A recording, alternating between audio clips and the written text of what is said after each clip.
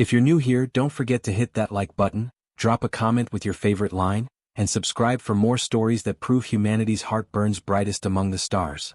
Now, settle in because this one begins where laughter is forbidden, and a single human dares to break the silence. The sky above Epsilon Reach was on fire. Shattered cruisers drifted like dead gods through the void, their hulls glowing with the last breaths of plasma and pride. Human signals flickered out one by one, swallowed by the dark, except one. Captain Ryan Hale's corvette, Vigil's End, was still moving. Its hull was torn, its shields dead, but somehow he was still alive. Smoke curled from a console beside him, bathing his scarred face in orange light. The ship groaned like an animal dying in his arms. "Engines gone, Captain," cried his comms officer over the static. "We can't outrun them." Ryan glanced at the tactical display, 12 enemy ships closing in, silver spears against a black sea. The Fourth Dominion. Giants with minds linked in perfect coordination, their vessels moving like extensions of one will. They didn't fight for victory. They fought for domination. "Then we don't run," Ryan said, his voice calm, almost amused. "Let's give them something worth remembering." He rerouted the last of their power to the main gun and steered toward the largest ship, a Vorth dreadnought that blotted out the stars. The crew stared at him in disbelief. He grinned, a streak of blood running from his temple. "They think humans don't bite," he murmured. "Let's change their mind." The corvette fired. One blazing shot ripped through the dreadnought's hangar bay, detonating its munitions core. The explosion lit up the entire sector. The dreadnought split apart, chunks of alien steel tumbling like falling moons. Ryan leaned back as the shockwave hit, whispering, "That's for Earth." Moments later, the ship's hull gave way. His vision blurred. The stars folded into darkness.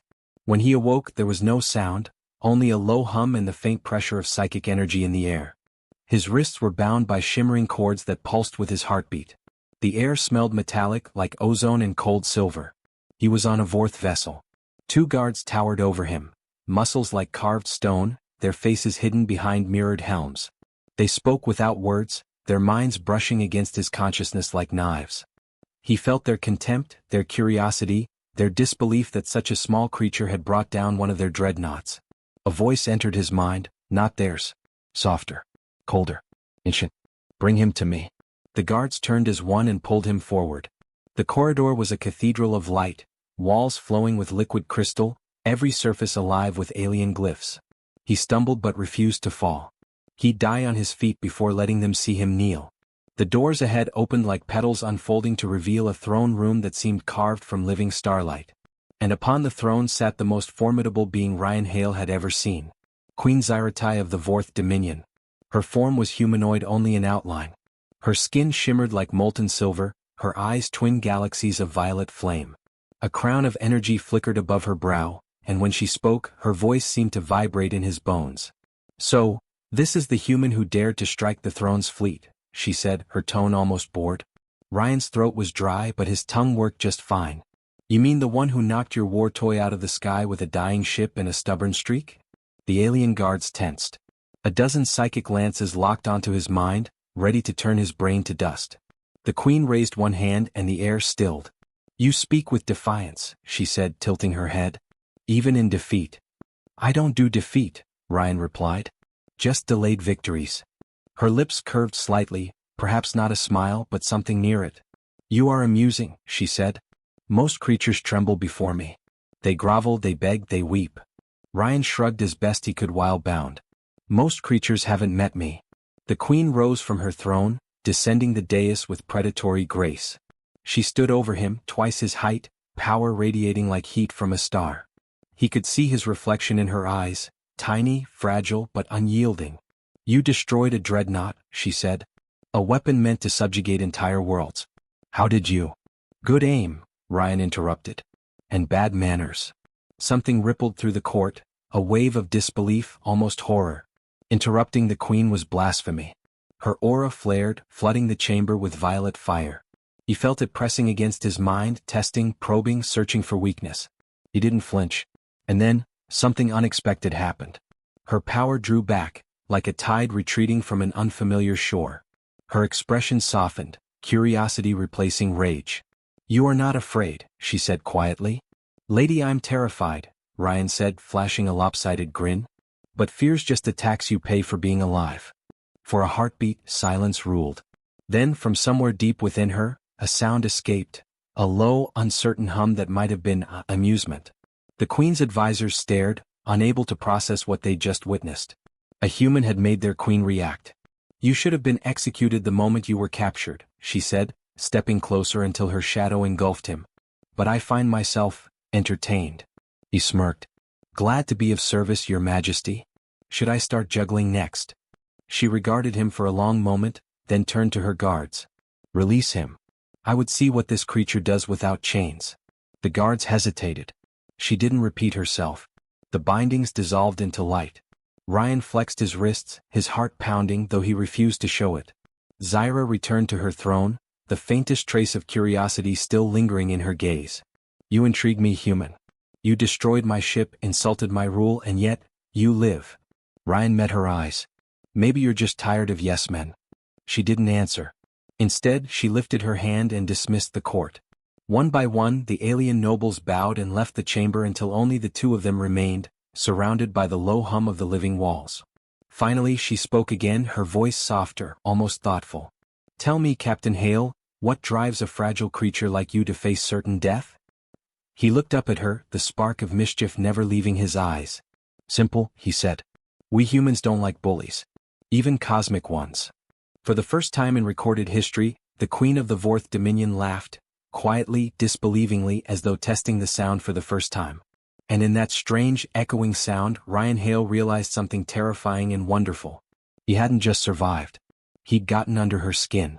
The most dangerous woman in the galaxy was amused, and that might be the deadliest victory of all.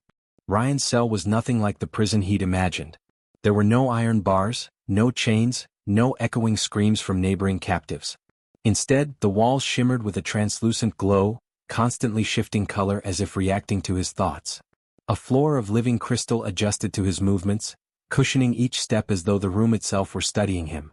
It wasn't a cage built to contain the body, it was one designed to read the soul. He'd been here for 3 days by his guess. The alien light never dimmed, the air never changed temperature, and his sense of time had long dissolved into a rhythm of silence and his own stubborn heartbeat. They brought him food that tasted like electricity and memory, served by silent drones that refused to answer questions. He refused to eat it the first day. By the second, he realized starvation would only amuse them.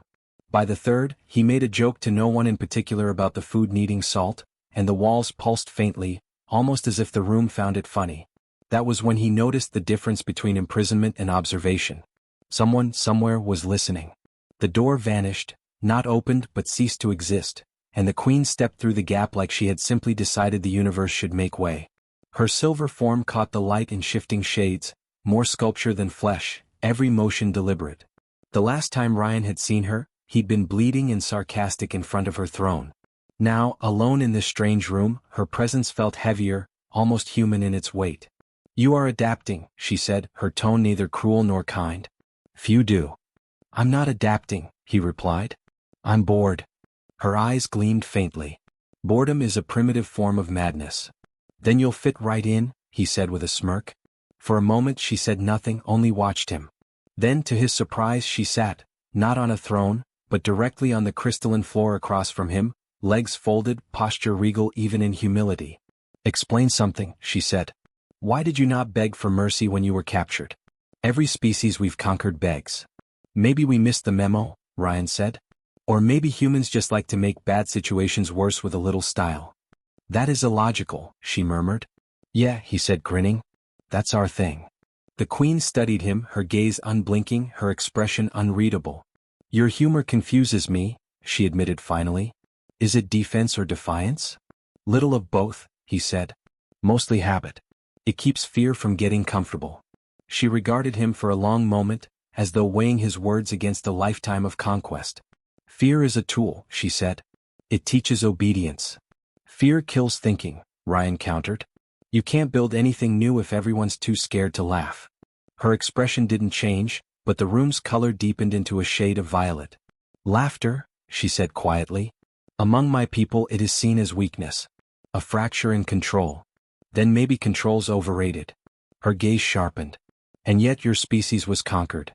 Ryan shrugged. "Yeah. But not broken." Something flickered behind her composure, curiosity perhaps or disbelief. You truly believe that? I don't believe it, he said. I live it. The queen rose, towering over him once more. You risk your life with every word. He met her gaze without flinching. That's the fun part. Her eyes narrowed, and for a moment he thought he'd gone too far. But instead of punishing him, she turned toward the wall and placed her palm against the crystal surface.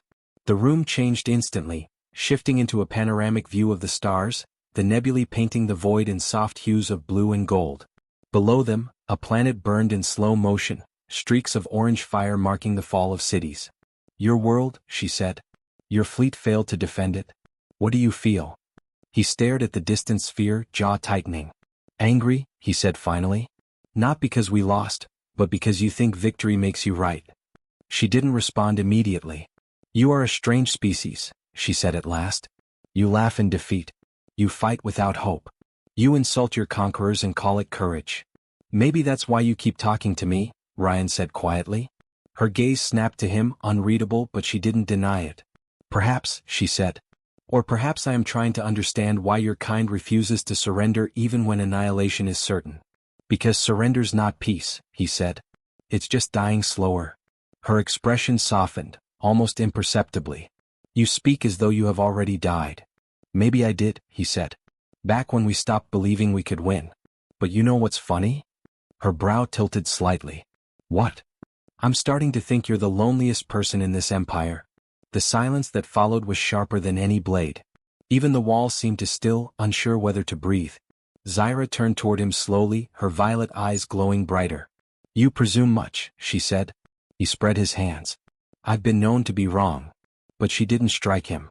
Instead, she looked away, her gaze drifting toward the burning planet again. There was a time, she said softly, before the wars when the Vorth sang. When we created beauty instead of destroying it. But laughter was the first thing we forgot. Ryan's voice lowered. Maybe it's time you remembered. For the first time since he'd met her, she smiled, not a smirk, not a cruel twist of the lips, but a genuine flicker of something fragile.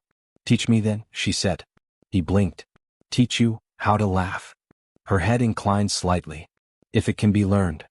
Ryan chuckled. Careful what you wish for. Humans have a bad sense of humor. I have endured war across 10,000 systems, she said. I think I can survive your jokes. He took a deep breath, considering her, this towering monarch of 1,000 worlds, asking to learn something that required no weapon, no rule, no throne. He didn't know if he could teach her, but maybe that wasn't the point. Maybe she just needed to feel the absurdity of existence again, to see that control and chaos weren't enemies, they were partners in the same dance. All right, he said finally. Lesson 1. Laughing isn't about control. It's about letting go. When something surprises you, when life punches you in the gut and you realize the universe doesn't care, you laugh because what else can you do? She studied him, then asked, and what happens after? After? He smiled faintly. You get up and do it again. The queen turned away, silent. The room dimmed, returning to its soft glow. Ryan didn't know if she understood him, but he knew she was thinking about it. As she left, the door sealing seamlessly behind her, he heard something faint, a low, breathy sound that echoed once and vanished. It wasn't quite a laugh, but it was close enough to make him grin. He lay back on the shimmering floor, staring at the alien light overhead. Somewhere in this cold empire, a queen had almost laughed. And that, he thought, was the beginning of the end for them all. Days bled into nights aboard the Vorth Citadel, though Ryan couldn't tell one from the other. The walls never dimmed, and the stars beyond remained locked in their eternal vigil. He'd lost count of how many times the queen had visited him. Sometimes she asked questions about human customs. Other times she said nothing, simply sitting across from him, listening as he filled the silence with stories from a world she had conquered. He told her about rain that smelled like dust, about music that made crowds weep, about how humans laughed when the universe dared them not to. She absorbed every word as if language itself was a secret weapon she'd never learned to wield. The guards watched him differently now. Less like a prisoner, more like an anomaly. They no longer reached for their weapons when he smirked. Even the drones seemed hesitant to interrupt when he was speaking to the queen. It was subtle, but Ryan sensed a shift. His defiance had once been an insult. Now it was becoming influence. But influence was a dangerous thing in a place ruled by fear. On her latest visit, Zyra wore armor instead of regalia, a gleaming carapace traced with crimson sigils. The change unsettled him. She stood before the viewing wall, gazing at the void, and for the first time since he'd known her, she looked uncertain. "The High Council convenes in the morning," she said without turning. "They demand I finalize the extinction order for your species." Ryan folded his arms. "And you?" Her eyes flicked toward him, glowing faintly. "They question my judgment. They whisper that I've grown sympathetic to your kind." "Well," he said, "you did ask me to teach you how to laugh. That's a pretty strong case for insanity." Her mouth twitched. "Humor again. You use it as a weapon." He shrugged. "Sometimes it's the only one we've got." She studied him closely as if searching for the logic behind his recklessness. "You face the annihilation of your species with jest." "Not jest," he said. "Oh, laughter's just the disguise." She turned back to the stars. "The Council believes mercy weakens the throne. They will demand a display of loyalty. A public execution." The words hung in the air like a blade waiting to fall. Ryan exhaled slowly. "And let me guess, you're supposed to swing it?" Her silence confirmed everything. He stepped closer, the barrier between them no longer one of species, but of duty and conscience. "So what's stopping you?" he asked. Her gaze met his. "You." For a heartbeat neither spoke. The hum of the citadel was the only sound, like a pulse beneath their feet. Ryan searched her eyes, finding in them the war she couldn't admit to. "You don't have to prove your strength by destroying us," he said quietly. "You already did that. Now you've got a chance to prove something bigger." Zyra's expression hardened. "My people do not respect softness. They follow fear." "Then maybe it's time they followed something better," he said. "Fear keeps them in line, but it doesn't keep them alive. You could change that." "You presume to lecture me on leadership?" "Yeah," he said grinning. "From the comfort of my prison cell." For a moment she looked ready to strike him down. But instead she turned away, hands clasped behind her back. "You are reckless," she murmured. "And yet, I envy your certainty." "Certainty's overrated," he said. "I just fake it better than most." A sound like wind passing through glass rippled through the chamber, the psychic alarm of an incoming message. A Vorth officer appeared in a haze of projected light, bowing low before her. "My queen," it said, voice metallic and hollow. "The Council demands your immediate presence. They await your decision." Zyra nodded, dismissing the projection with a wave. The light faded, leaving only the hum of tension. "Guess that's my death warrant being printed," Ryan said. She turned sharply. "You think this is a jest?" "No," he said, meeting her gaze. "I think this is your chance to decide what kind of ruler you really are." Her eyes softened, barely perceptible but real. "You risk much, Captain Hale. If they sense my hesitation, they will move against me. Against both of us." "I figured as much," he said. "So maybe don't hesitate." She studied him for a long moment, then stepped closer until he could feel the hum of her power radiating through the air. "Do you trust me, human?" He hesitated. Trust wasn't the word for what he felt, it was something stranger, more dangerous. But he nodded. "Yeah, I do." "Then stand beside me tomorrow," she said. He blinked. "You're serious?" "I will present you to the Council as a specimen of human resilience," she said. "Let them see what they fear. Let them see why I hesitate." Ryan frowned. "That sounds a lot like bait." "It is," she admitted. "For them, or for us. Time will decide which." The next morning, the Queen's throne hall transformed into a theater of power. Vorth nobles filled the balconies, their minds buzzing in telepathic unison. The air was thick with psychic weight, a storm of expectation and suspicion. Ryan stood at Zyra's side, unarmed but unbowed, his defiance like a beacon amid the cold grandeur. The High Council hovered at the far end of the chamber, 6 ancient Vorth whose forms were more energy than flesh. Their voices merged into one thought that echoed through the hall. "Your mercy has cost us obedience, Zyratai. End this infection. End him." The Queen's aura blazed violet as she rose from her throne. "He is no infection," she declared. "He is proof that strength need not crush to command. That will is greater than fear." The Council's psychic pressure intensified, pressing against every mind present. Ryan felt his skull vibrate with their fury, but he stood tall, refusing to flinch. "Do you defy us, Empress?" the voices thundered. Her gaze swept over the assembly. "I do what must be done," she said. "For the Dominion. For its future." Ryan saw it in her eyes, the decision forming, the line she was about to cross. He wanted to speak, to tell her she didn't have to sacrifice herself for a symbol, but before he could, the hall erupted. A psychic tremor shook the chamber as one of the generals drew his weapon, shouting, "She's infected by human weakness. End her now before she destroys us all." The guards hesitated. Zyra's energy flared, raw and electric, her commands slicing through their confusion. "Stand down." But the order came too late. The general fired. Ryan moved before he could think, throwing himself between her and the blast. The impact burned through his chest, stealing the breath from his lungs. He fell, his knees striking the cold floor, vision fading at the edges. He heard her voice, raw, breaking, for the first time stripped of its imperial calm. "Ryan." The chamber trembled under her scream, psychic power tearing through the air like a storm unleashed. The last thing he saw before the darkness took him was her stepping over him, energy blazing around her like a living star, her laughter, wild, furious, defiant, echoing through the void. It was not joy. It was war reborn. The world returned in fragments, sound before sight, pain before reason. Ryan's first awareness was the steady thrum of alien machinery and the faint, rhythmic hiss of his own breathing. Every inhale scraped like fire, every exhale trembled against the weight of unfamiliar air. He tried to move but his body refused him. Then he heard her voice. "You're alive?" Zyra whispered. "Against every law of logic, you're still alive." Ryan opened his eyes to find himself lying in a chamber bathed in violet light. Transparent conduits pulsed above him, carrying energy that looked almost alive. The queen stood nearby, armor cracked, her silver skin scorched where it met the edges. Her gaze was a storm held barely in check. "How long?" he managed, his voice little more than gravel. 3 cycles, she said. "You stopped breathing twice. My healers wanted to let you die. I didn't."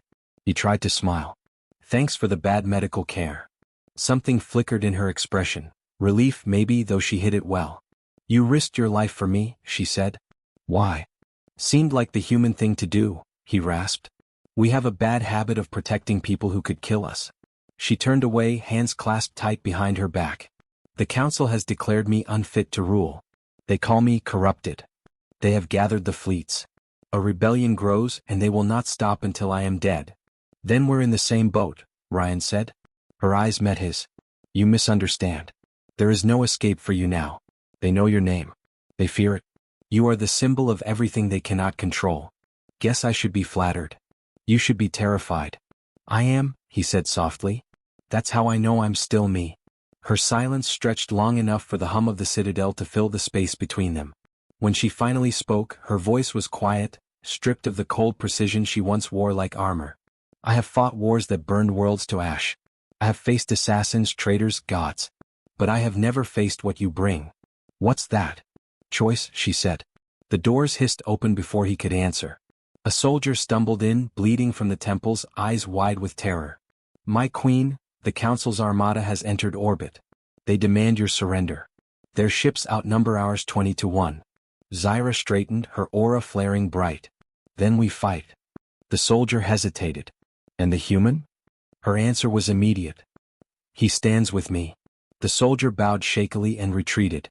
Ryan struggled to sit up, the pain clawing at him like fire, but he refused to stay down. "You're going to war for a cause they don't understand," he said. "They'll never follow you." "They don't have to," she said. "They only need to see me win." By the time Ryan could stand, alarms echoed through the citadel.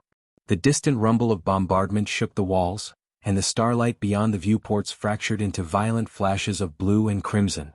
Zyra led him to the command deck, a cathedral of glass and light where hundreds of officers moved with silent precision. Her presence transformed the chaos into focus. When the image of the High Council appeared in the air before them, Ryan felt the temperature drop. 6 beings of living energy stared down with disdain. Their collective voice filled the chamber like thunder. "You have defied the dominion, Zyratai. Submit now, and your death will be merciful." The queen lifted her head, every inch of her a weapon forged in pride. "Mercy," she said, "is a lie told by the strong to comfort the obedient." The council's glow intensified. "Then you will die in obedience to truth." Zyra gestured sharply. The transmission ended. "Prepare all batteries," she ordered. "Target their flagship." Ryan leaned on the console, forcing his breath steady. "That's suicide." "It's justice," she said. "Justice doesn't mean much if no one's left to see it." Her gaze softened for an instant. "Then you see it for me." The fleet outside shifted into formation, thousands of ships aligning under the Council's unified will. The citadel trembled under the weight of their weapons charging. Ryan could feel the pressure through his bones, the psychic hum of an empire about to devour itself. "Ready," her commander said. Zyra looked to Ryan. "Would your people pray before a battle like this?" "Some did," he said. "Most of us just made promises we hoped to keep." She nodded once. "Then promise me this, if we live you'll teach me that laugh again." He almost smiled. "You got it." The first barrage struck before he could blink. Energy bolts ripped through the shields, throwing the deck into chaos. Sparks rained from the ceiling. Zyra's voice cut through the noise like a blade. "Return fire." The citadel's main cannons roared to life, beams of searing light carving through the void. 2 enemy ships exploded instantly, their debris scattering into burning fragments. But for each one destroyed, another took its place. The psychic strain hit like a wave. The Vorth were connected in thought, each command amplified through the Queen's mind. Ryan saw her flinch, blood bright against her temple. He caught her as she stumbled, his hand gripping her arm. "You can't fight them all through the link," he said. "You'll burn yourself out." "I must," she hissed. "If I break the link, they'll turn on each other. Then let me take some of it." Her eyes widened. "A human mind cannot survive it." He met her gaze. "You taught me to face fear. Now let me teach you how we do it." Before she could stop him, he grabbed the control node. Pain seared through his skull, an ocean of alien thought flooding into him. Millions of voices, commands, screams. For a heartbeat he saw everything. Stars dying, fleets burning, memories of 1,000 conquered worlds. But beneath it all he found her, Zyra, steady as gravity, fighting to hold it all together. He anchored himself to that presence, forcing the chaos to bend, to focus. "Now," he shouted. "Fire everything." The citadel unleashed its full fury. The explosion that followed tore across the void, consuming the Council's flagship in a burst of white light. The psychic chorus shattered, the connection collapsing under its own weight. Silence fell, broken only by the fading echo of destruction. The deck was in ruins. Smoke and energy swirled in the air. Zyra knelt beside him, her hand against his chest. "Ryan, stay with me," she said. "You did it." He coughed, blood streaking his lips. "You mean we did?" Outside the viewport, the remnants of the Council's fleet began to retreat, scattered and leaderless. The impossible had happened. The Queen had defied the Council and lived. Her voice trembled, barely a whisper. "They will come again." He smiled faintly. "Then you'll have to make them laugh next time." For the first time since the war began, her laughter came freely, not regal, not restrained, but alive. It was the sound of defiance given hope, and it carried across the silence of space like a promise. Ryan's eyes fluttered closed, the light fading around him. Zyra's laughter broke into a sob as she pressed her hand against his heart, willing it to keep beating. The hum of the citadel dimmed, leaving only her voice, soft and desperate. "Don't leave me now, human." But his breathing slowed and the world dimmed to quiet. Beyond the shattered hull, the stars burned on, silent witnesses to the moment an empire began to change.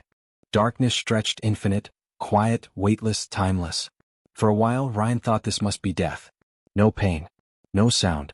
Just the lingering echo of her voice, whispering his name across the void. But then, like light seeping through cracks in stone, warmth returned. A pulse. A breath. Then another. When he opened his eyes, he wasn't in the citadel anymore. He lay beneath a fractured canopy of crystalline glass, the remains of what had once been the throne chamber. Fires burned dimly around him, casting orange reflections on silver walls. And there she was, kneeling beside him, blood drying across her face, her hand resting on his chest as if afraid to let go. "You don't die easily, do you?" Zyra's voice was ragged, almost human in its relief. "Didn't plan to," he muttered, his throat dry. "Besides, someone's got to make sure you're ruling the universe the right way."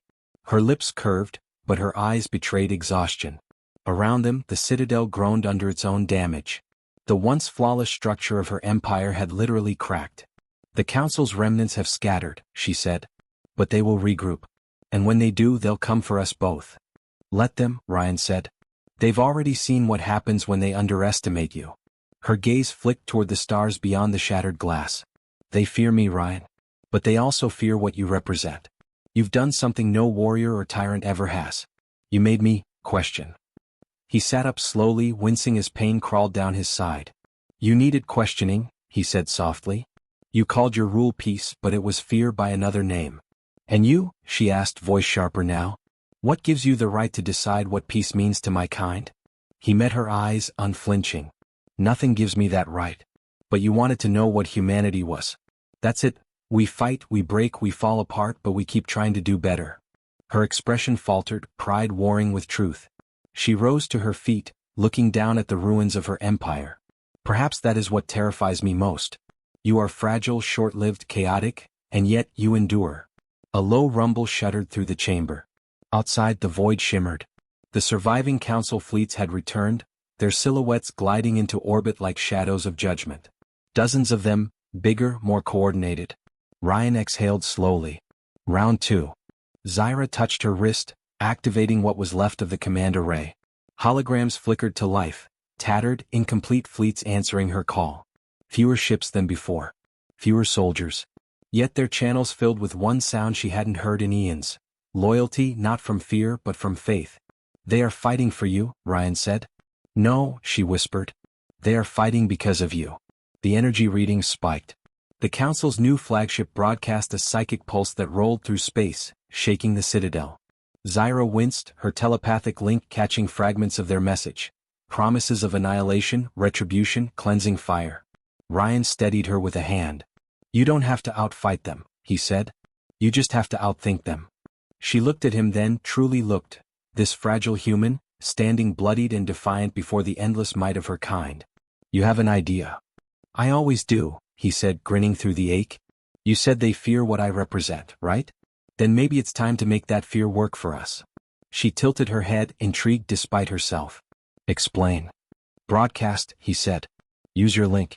Show them what really happened here. Not the lies they're spreading, that you were defeated or corrupted, but the truth. Show them you fought beside me. Show them that even their so-called apex species needed humanity to survive. Her eyes widened slightly. That would destroy their faith in the Council. Exactly. Tear down the myth. Replace it with something real. There was silence as she considered it. Then slowly she nodded. If this fails, they will erase us both from existence. If it fails, Ryan said, you'll have to make me laugh one last time. That earned a faint smile, the same kind that once shattered the stoic mask of the universe's deadliest ruler.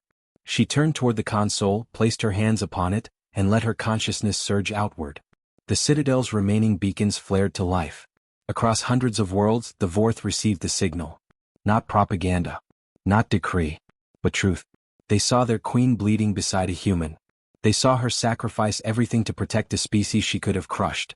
They saw her eyes, once cold as steel, filled with something almost impossible for their kind, affection. The psychic backlash was immediate. Across the fleets, minds broke from the Council's control. Ships turned. Some fled. Others refused to fire. The Council's perfect unity fractured like glass under pressure.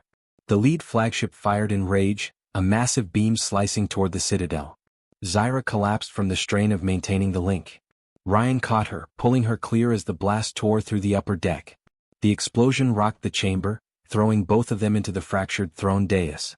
Smoke filled the air. Systems failed one by one. The Citadel was dying. Now what? She whispered. Now we finish this, Ryan said, crawling toward the control node. You said you could channel the entire Citadel's energy before, right? Yes, but it would destroy us both, he finished. Yeah, I got that part. Her voice broke. You can't. He smiled weakly. You once told me humans are fragile. Maybe we are. But sometimes fragility is just what keeps us from turning into monsters. She stared at him, realization dawning, horror and admiration mixing in her eyes. You're going to use the Citadel as a weapon. Not a weapon, he said. A signal. He slammed his hand against the console. Energy surged, a tidal wave of light flooding through the structure. Every shard, every core, every fragment of power turned outward, not toward destruction but illumination. Across the void, a blinding pulse erupted, carrying the Queen's message and the human's final act into every system the Council once ruled. Ryan's voice echoed through her mind as the energy built to critical mass. Tell them to laugh once in a while. The Citadel detonated in silence. Light consumed the void, swallowing ships, Council fleets, and the ghosts of an empire built on fear. When the glare faded, nothing remained but drifting fragments of silver glass. Weeks later, stories spread through the fractured empire. Of a queen who defied the gods. Of a human who taught her how to feel. Of laughter that silenced the council's dominion. And somewhere, deep within a surviving beacon orbiting a distant world, a faint heartbeat flickered back to life. A figure lay within stasis, his hand curled loosely around a piece of crystal that pulsed with a familiar rhythmic glow. In the darkness, a whisper echoed, a voice both regal and tender. "Wake up, Ryan. The universe isn't done laughing yet."